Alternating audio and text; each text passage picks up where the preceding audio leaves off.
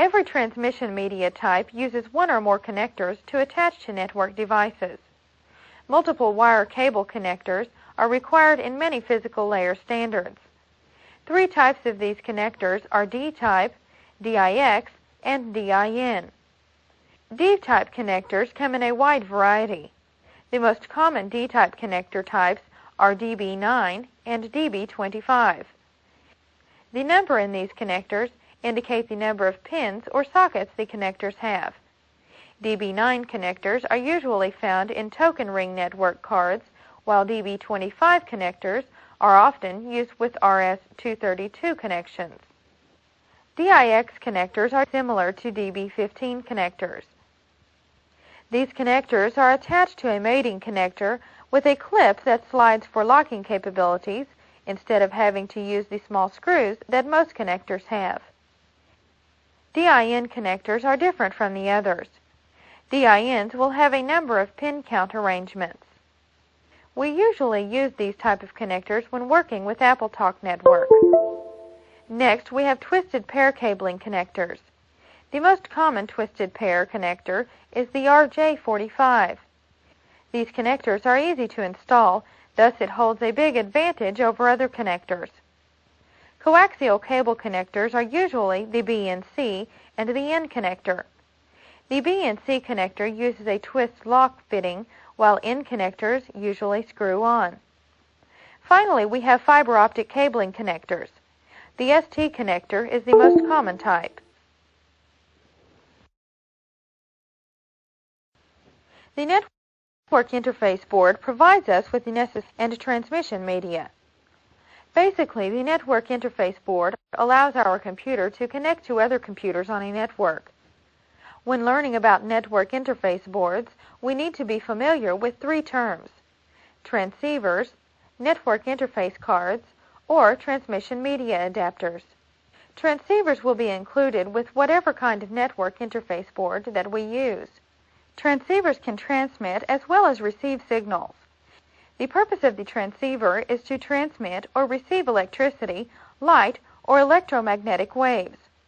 The transceiver changes a computer signal into a form that can be sent through the transmission media. A good example of this is with fiber optics. A transceiver will change the computer's data signal into light so it can be sent through the fiber optic cable. Network interface cards are components that can be installed if our computer doesn't come with the necessary circuitry. NICs are usually installed in a computer's expansion slot. Transmission media adapters are used to connect network transmission media that are different for the connector on a network interface board. An example of this is a SCSI port adapter or a PC MCIA adapter. Modems change digital signals to analog signals. This changing process is called modulation. Demodulation is the process of changing the signal back to analog from digital. Typically, modems use telephone lines or microwave transmission. Dial-up users that access the LAN, exchanging email, and exchanging data are usually operations a modem performs on a network.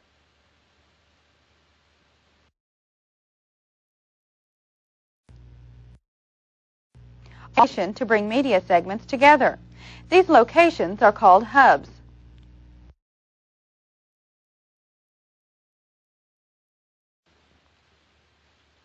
Three main types of hubs are passive, active, and intelligent. A passive hub combines the signal of network segments. No signal processing or regeneration is involved. A characteristic of a passive hub is there is no signal boost. This causes the hub's maximum cabling distance to be reduced. Active hubs are similar to passive hubs, except for the fact that active hubs can amplify signals. Because of this, the distances between network devices can be increased. The only drawback of active hubs is that not only do they amplify signals, but they also amplify noise. Intelligent hubs have the ability to perform network management and intelligent path selection. This means that these hubs can choose the quickest path for signals and send them on their way.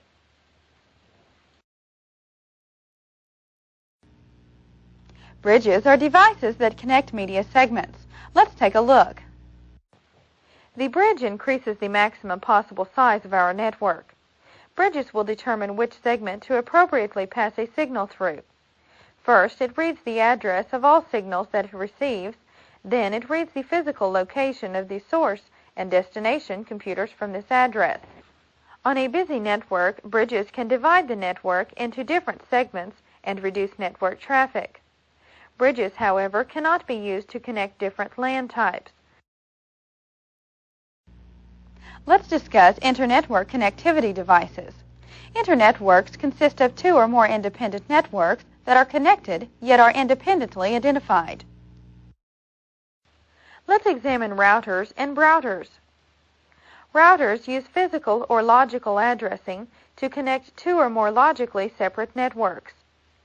Routers organize the network into logical network segments.